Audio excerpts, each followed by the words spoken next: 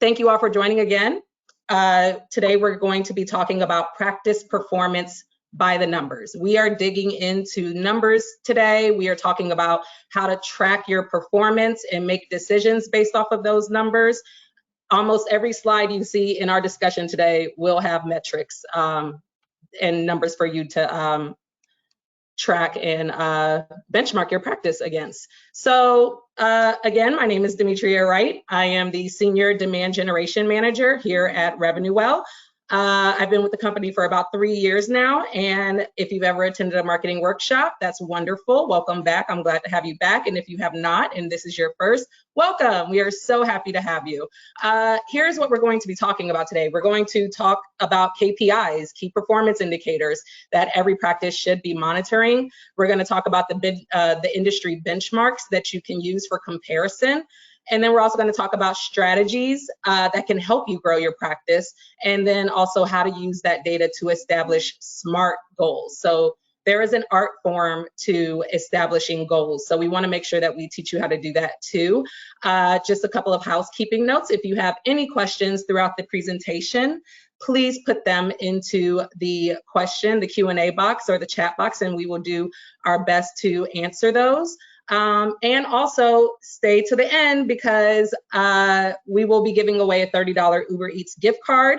That's lunch on Revenue Well, just as a thank you for attending. We like to show love to our attendees by giving away special gifts. So somebody will get that at the end of this presentation. Okay, let's hop into it. With that being said, again, if you've ever joined, I really like to kind of get the temperature of the room, and I want us to launch our first poll question. So, how would you rate your current understanding of your practice's performance goals?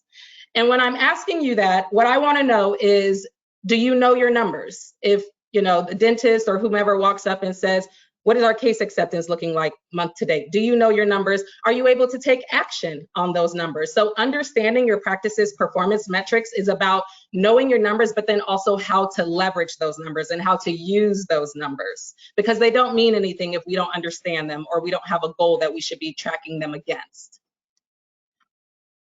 Okay, so I'm going to give you guys about 5 more seconds to finish that poll. We're getting a lot of people coming in saying, most of you are saying we're okay, but we need improvements.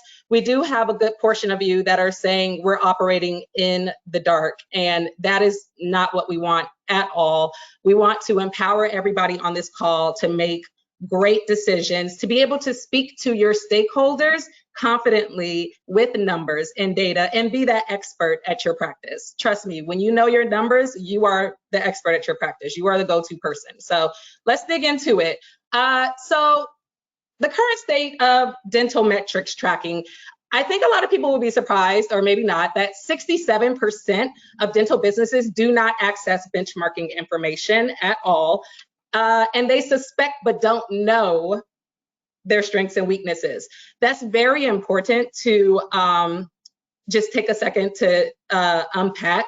If you have practice goals, but you don't know how you're currently performing, you don't know if you're doing well or not. You don't know what your strengths or your weaknesses are because you haven't identified your strengths and weaknesses in the first place to build goals off of those strengths and weaknesses.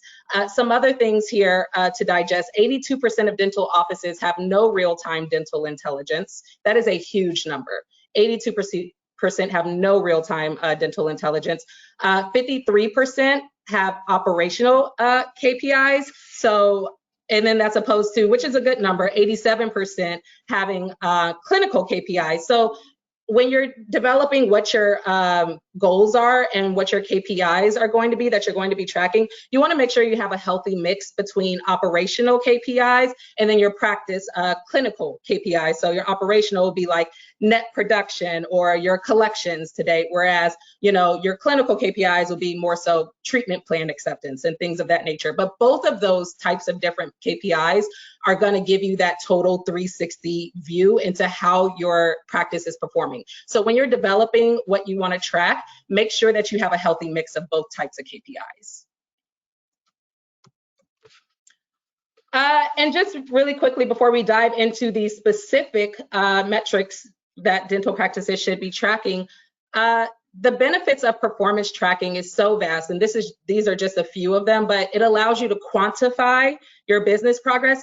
A lot of times we see people coming through the door and we're like, yeah, we're doing great. We have appointments, we have patients, but when you look at the numbers, maybe you don't have as many patients as you think, or maybe you don't have as many of the right types of patients as you think you have. So you want to be able to quantify how your business is doing. It empowers, again, the leadership team and all your internal stakeholders to make confident and informed decisions. So you don't have to go off of your gut. Let's do away with our gut in this conversation. We're going to go off of data, not our gut and not what we think is going well for us. It also helps to identify opportunities for growth and improvement, and it creates transparency into how the practice is performing against target. And when I say transparency, I mean to the rest of the team, because everyone plays a part in meeting your performance goals. And so if people understand what the goals are and what your numbers are currently, they understand what needs to be done to accelerate growth. So there's so many benefits to performance tracking.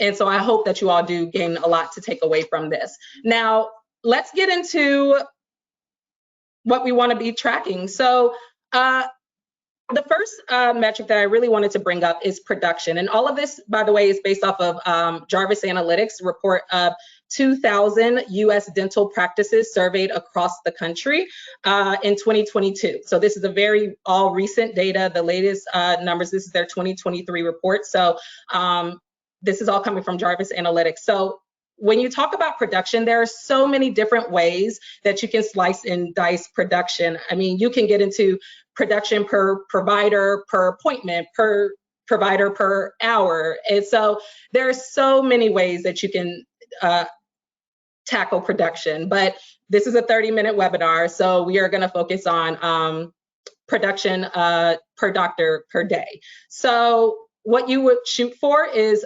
$4,000 per day per doctor. And you can see here that the industry average is less than that. It's a little over 3,200. So there's work to be done. And the way that you calculate your production per doctor per day is it's the sum of the total production divided by the number of working days. So working day is defined as production for the provider being anything over $100.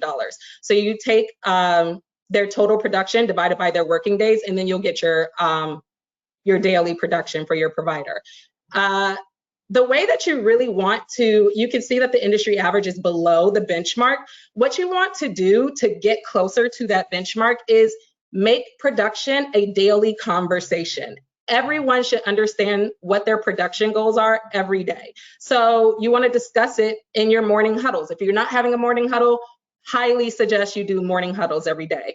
It just gives the whole team direction. It gives them their marching orders. And again, you want that total buy-in. So discuss what production should be for each provider every day. Discuss what treatment reports, look at your treatment reports to fill unscheduled appointment slots in your day.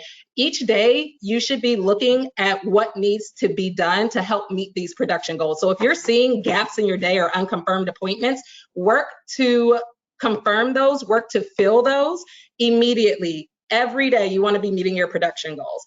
And then make sure your schedule allows for same-day treatment. That is a very big deal for practices to be able to not only recommend treatment, but also turn around and fulfill that treatment within the same day. So same-day case acceptance will really be a huge help in making sure that your doctors are meeting their production goals daily. And then you also want to have same-day emergency patient visits available within your appointment. Not only is that within your schedule, not only is that going to help the doctor meet their production goals, it's also going to make the patient so happy, you know, when they're in pain and you can see them, whether they're a new patient or they're a returning patient, you will make an imprint on them by being able to see them when they need to be seen. And just a quick tidbit to take away from this, focus on today and tomorrow. Those little steps, how am I going to fill the schedule today and what's on the horizon for tomorrow? What should I be doing now to try to get a head start on tomorrow? So you want to have your goal for the month, which would then funnel up into your annual goals. But what's going to drive that is your day-to-day performance. So focus on the here and now. What's happening today and what's coming at me tomorrow. Awesome. So that's a bit on production. And again, you can slice that so many ways, but we are on limited time. So we're going to move on to hygiene reappointments. So the benchmark for hygiene reappointments, you want to keep those at 90% or higher. The industry average is at a little under 3/4. So it's at about 73%. Hygiene reappointments, the way you calculate that is the patient seen within the appropriate date range for a hygiene visit. That also have a future hygiene visit booked within the next 12 months. So you want them to be seen on their hygiene schedule, getting them in for that appointment that they have right now. And then before they leave, making sure that they get their appointment, their next appointment on the books. I remember speaking to one office manager and her saying, you know, hygiene is like the oil that keeps the practice running. It's something that you can count on to be in the schedule on a regular basis. You'll have hygiene appointments, and you want to make sure people get that, because then you can build off of that. But if you lose your hygiene reappointments, you've lost a pretty significant amount of padding to meet your goals. So hygiene reappointments are very important. You always want to book them before the patient leaves, and I would highly recommend the provider talking to them in the chair about that. So you want the hygienist to say, you know, let's go ahead and book you for your next appointment. And what they're saying, you want to pay attention to the verbiage. Always convey, you know, the urgency. Don't leave it up to them saying things like, oh, would you like to schedule your next appointment? You know, don't leave it up to them, because it's tendency for us to say, oh, I don't know what my schedule looks like. I'll call tomorrow or what have you. And we all know that the chances of them booking that appointment once they leave dramatically reduces. So you really want to try to have them book that appointment before they leave the office, talk to them about it in the chair, and say things like, hey, October is a really busy month for us, so let's make sure that we get you in. Let's get your appointment scheduled now, so that you don't run into any issues getting your next hygiene visit in. So you want to give them those gentle nudges, and also convey, you know, that urgency to them without being overly pushy, of course. But make sure that they get in for those hygiene visits. Okay, new patients. New patients is, to me, it's always very interesting because it's a balancing act, right? When you're looking to get new patients, you have to spend time and budget. A lot of times, very few practices get a ton of new patients without putting in any work. Your benchmark that you would want to have for new patients per month per full-time doctor is 30 or more patients per month. The industry average is 24 per month per full-time doctor.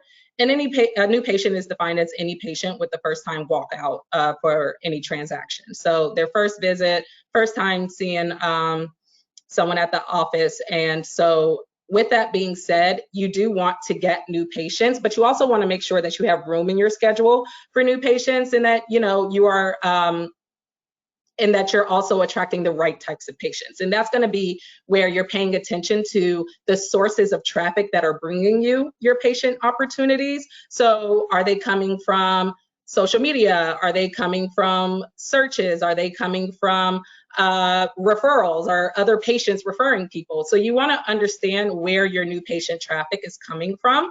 And you also want to allot budget for online marketing. When it comes to getting new patients, marketing is such a big deal, and you want to also especially hone in on digital marketing. So SEO, getting ranked organically for these searches that people are typing into Google. You want to invest in paid advertising. That's going to get you immediate new patients, so that if you're looking at your performance metrics, you can make an informed decision and say, hey, we are slipping big time. The last 2 months, month over month, have been, we've been 20 patients or less new patients added per doctor per month. We need to invest in more paid ads to get people in the seats right now, because that's what paid advertising does. It gets people to come to your practice immediately, whereas things like SEO and, you know, building your website to convert and things like that, it can be a little bit more of a long-term play. Well, SEO, your website, once you get it to where you want it to be and it's built to convert, you should be able to drive traffic to that website and have people book appointments. So understanding that new patients, a lot of that is going to come from your online marketing. And then also you want to make it easy for patients to book online. So I know a lot of people don't like to give away the power of their schedule, but again, going back to creating time slots in your schedule where it's okay for people to book appointments. So making sure that there is some type of way for them to book an appointment online. Most patients today want to be able to book their own appointment without even having to speak with someone. So doing that through your website, and then also, online directories through, Find a Doc, with your insurance or something like that, where whatever insurance they have, getting listed in those directories and stuff where they can look up people in their network. So you'll definitely want to utilize those as well. And then just, again, being able to schedule patients who want to get in the door immediately. So giving them, being able to see patients within 48 hours will really help you gain more new patients for your practice, because new patients often come when there's an emergency, they're in pain. So they're not going to wait because you don't have an opening in your schedule for the next week and a half. So always have some availability in there to get those new patients, because they're going to turn into long-term patients that you'll want to retain. I love a good segue. So they're new patients, but now we have to retain them. So patient retention, the industry benchmark for that is 85%. The industry average is lacking. It is 58%. So the percentage of patients seen for an exam in the last 18 months compared to the total active patient count in your database. That is what that is how you get to your patient retention count. Just keeping in mind, I think that this stat is so important and it's so telling. It costs 6 times more to acquire a new patient than it does to retain the ones that you already have. And that goes back to the slide I was talking about before this, where you do have to put in budget, and not just finances, and time, which goes into overhead costs, how your team is spending their time. All of that does boil down to a dollar figure, and so getting new patients takes investment, whereas keeping them is so much cheaper, and it's a great way to continue to build that loyalty with your practice. So you want to train the team on how to handle phone calls and how to improve their chairside consults. So when someone is calling in to ask about their next appointment, or ask about maybe a promotion that they saw that you ran on online or what have you, for whatever reason, if someone is calling your office, your team should be equipped to handle that conversation and move that patient to action. You should always be trying to see, what action should I have this patient take? And most times you're going to want to get them in for another appointment. And so go over role play on how to move those conversations to the patient coming in for their next visit. Pay attention to your online reviews and respond to patient feedback immediately. If a patient comes in and they didn't have a positive experience, always respond to them, but never in a negative manner, no matter what. Even if you remember this patient and they were just a hot mess to deal with, because people are a hot mess in this world, it does not matter. Do not say that online. Tell them that you're sorry that they did not have a great experience, and that's not what your practice aims for, and that you will be giving them a call to see how you all can rectify that situation. But just, everyone knows, people know in the world that no one is perfect, even businesses. So you will get negative feedback. It's all about how you respond to that. And I guarantee you that if you respond to that patient who was unhappy respectfully, and you let them know that you hear them and that you have a solution to rectify the situation, you will retain that patient, because it's a lot of work to find a new dentist. And so people want to stay where they're at, but they want to be happy. So respond to those feedbacks and regularly identify patients with no hygiene and restorative care on the books and add them to a reactivation campaign. Get these people back in the door. You want to keep your patients as much as you can. So anything you can do to build your patient retention, as you can see, the industry average is majorly lacking. So we want to build that up.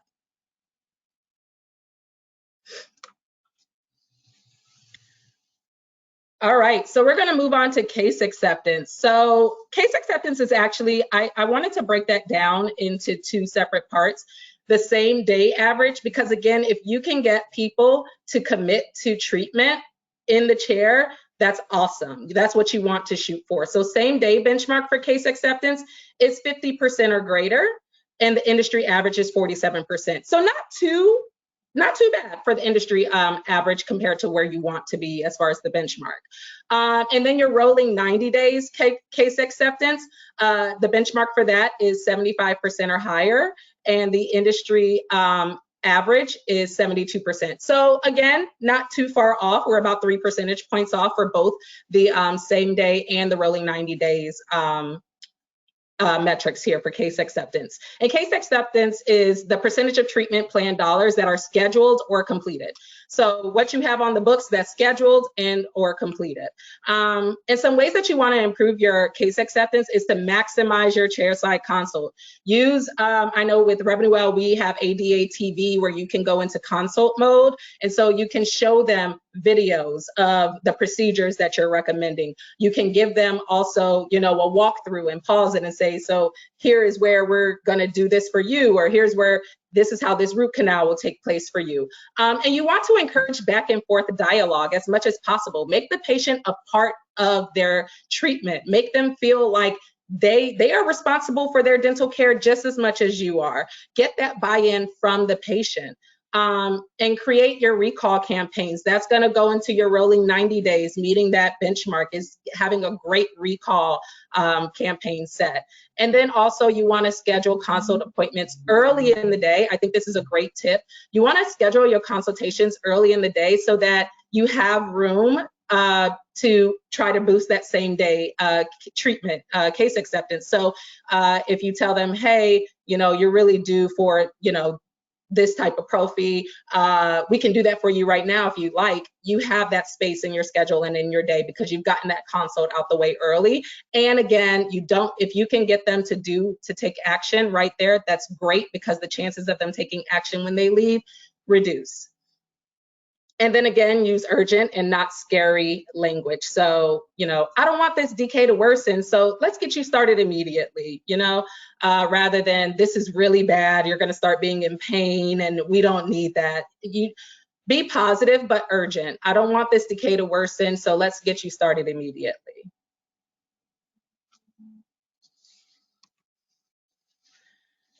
Copay collections. Copay collections is the total amount collected from a patient divided by what was expected to be collected from a patient. And that's based off of the insurance estimate. And then you're going to multiply that by 100. So if the total amount that was expected to be collected, you're going to take that and then divide it by what was actually collected, and then you're going to times that by 100. And what you want to do to help make sure that you're getting paid, this is all about payment. You want to review, be very transparent about collections with your patients. You want to make sure that you're reviewing what their out-of-pocket costs are going to be with them before you schedule the appointment. And you want to do that a day or two prior to their appointment. Don't take them by surprise. And you want to verify those benefits when this appointment is being scheduled. And one thing that's so important over here that you can see, this is an example of our bill pay collections at RevenueWell. Make it easy for the patient to pay. You want them to do that, so don't hide it and don't make them go find how to pay you. You want to, as you can see here, they put a link in their text message, which you can do through RevenueWell. So you can put it in your text message, you can put it in your emails, make it easy for them to pay. So that's really going to help you with boosting your collections. So with that being said, I want to take our second poll question. What metric are you most looking forward to improving? And you can select all that apply. Collections so far, yes. We are here to put wonderful smiles on everyone's face, but this is not, unfortunately, this is not charity work, and dental practices are also a business. So collections, yes, you want to make sure that your practice is getting paid. A lot of people are saying provider production, hygiene reappointment. It looks like provider production and collections by far are the most in demand right now. And with that being said, let's also, before we do our last few slides, let's also go ahead and select our winner of Lunch on Revenue Well. So let me pull that person, and it looks like it's Suzette Olson. Suzette Olson, congrats, Suzette. We will be sending you your $30 Uber Eats gift card after the presentation. So thank you so much, Suzette. Okay, so all right, we're gonna finish up here. Understand how to set your goals. Create SMART goals. Always ask yourself these questions when determining what your practice needs to focus on. You want to be specific. What am I trying to accomplish? How will I track progress and know when I'm successful? How are my goals realistic and attainable? Relevant. What is most important? What is a distraction? When do I want to accomplish this goal by? It is actually a great time right now to look into creating goals as we gear up to close out the year and get ready for 2024. This is a great time to start looking at your numbers and creating these goals based off of that data that you have in-house. So I would highly encourage you to start asking yourself these questions now. Reverse engineer your way to success. So once you have these goals, you're going to quote unquote reverse engineer how you meet success. So you want to say, okay, I have my case acceptance goal, or I have my collections goal, my production, my provider production goals. What promotions do I have? Or do I need to create more promotions? Do you want to focus on certain procedures? Do you need to hire additional team members? Thinking of your overhead and your operational logistics, do you need more team members to reach these goals? And also get buy-in from your internal stakeholders and make sure that you're able to rally the troops. So you really want to make sure that you're being very methodical about these goals and how you're going to reach them. And then finally, practice insights. Revenue Well does give you the ability to track a lot of these performance indicators in your dashboard. It's built in there. And what you want to do is keep these front and center. You should be looking at these every day. You should be checking them, seeing how you're tracking, and again, thinking of the today and the tomorrow. Where are we falling short, and where do we need to make up ground tomorrow or keep tomorrow on track? So always think of today and tomorrow, and that's going to move you forward to the end of the month and to the end of the year. And again, you want to monitor those key practice metrics alongside benchmarks and get tactical tips to improve the outcomes. So Insights does provide that for you. So just look at those benchmarks and look at how you're tracking. Every practice is different. So the benchmarks that I shared with you today, they may be just way unrealistic for, your practice. It may say, wow, 90%, a no-show rate of 10% or less. That's really unrealistic for us. We have a really high no-show rate. Okay, we'll start with your own goal and then slowly work towards that metric. So please don't be intimidated by everything that I shared with you today. Every practice is different, and start with what makes sense for you. We are at time.